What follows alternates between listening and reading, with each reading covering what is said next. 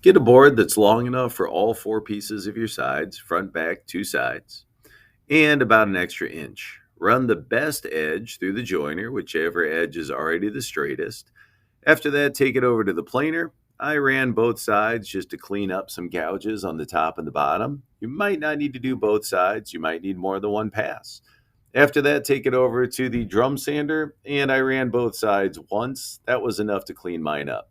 If it still looks rough afterwards, take it over and sand by hand.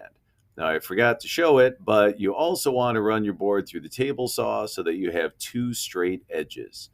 After that, I'm removing the normal guard, locking in the riving knife on here, and sitting those two teeth underneath the bolts. I make sure that that red plate is perfectly flush and even, not sticking up, and then I'm raising the blade up to the height of the notch that I want to cut.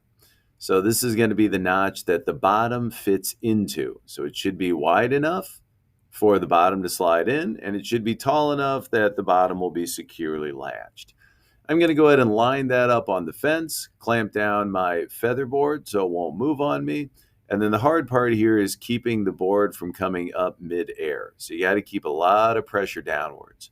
One pass is not wide enough, so I'm going to scoot the fence over a tiny bit, adjust my feather board, and then do a second pass, making sure to push down pretty hard with a nice push block. You can see I've still got a little piece stuck in the middle, but my notch is wide enough for the material to fit in. So I'm just going to run it once more through to clean up on that last pass. But I've got the width set correctly, and that's the hard part. Now that it's cut out clean, the base piece fits in. I need to cut out the notch for the box on top. How deep that is, how wide that is up to you. So very similar to what I did the first time. I set the blade height, set my feather board, run it through. And then if you look, you can see that I've got a notch cut for the bottom. And now I'm going to stand the board up, raise the blade, and do a cut lengthwise, a vertical cut.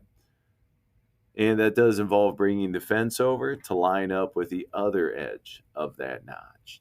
This one's a little tough. So before you run one like that the first time, make sure that you call over your teacher, myself, or someone else, and ask us to assist you on this cut because it's very unusual to have the board stood up like that.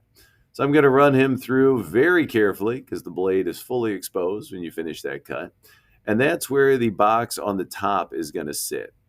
Then I'm going to go over to the miter saw. I'm going to trim off about an inch, make sure that I have a nice square end to start. And I'm going to mark off my piece, make sure it's a little bit longer than I need it to be. And then I'm going to go ahead and clamp down the end until it's set. Now, if you aren't going to do miter cuts, if you just want to have square cuts, that is fine. You can do exactly what I'm doing here. I clamped down a block on the far side, and I'm going to use that as a stop so that my two sides are exactly the same and my front and back are exactly the same length. If you intend to cut these at 45 degrees, it might be easier to leave them all together to do some of the 45-degree cuts. In my case, I'm going to do 45s now, but I might have wanted to do that before I cut these down. If your box is small, if it's a short box, don't cut them the length yet. Leave it together because it might get so short you can no longer clamp it. I went through and I marked them all down. I'm going to use my thumb and pull up to adjust the miter saw angle. And if you cannot turn the angle easily, you are doing something wrong. It should be very easy, so don't force the saw.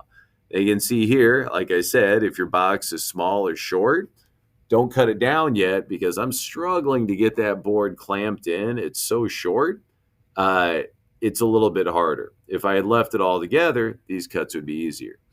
Every time I'm flipping that thing over and adjusting, and now I'm clamping down to stop for my second cut to make sure that the front and sides of my box come out exactly the same.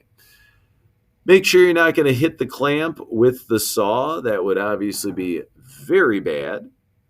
And if you need a different clamp, you can see I went over and grabbed a different one because the one I was originally using didn't have enough reach. The board was not sitting flat against the fence. Set all four of them together, make sure your miters look good, and then the width of the base needs to be wide enough that it fits inside the sides by a little. So if the inside of your box is 6 inches across, as mine is, I'm going to cut it to about 6.5 inches wide. So it's a little bit bigger and it fits into those slots that I cut in the very first step. I sanded down all four corners just a little bit because it makes it a lot easier to slide in. I cut the bottom to the width and the height. And then I'm going to grab a strap clamp like this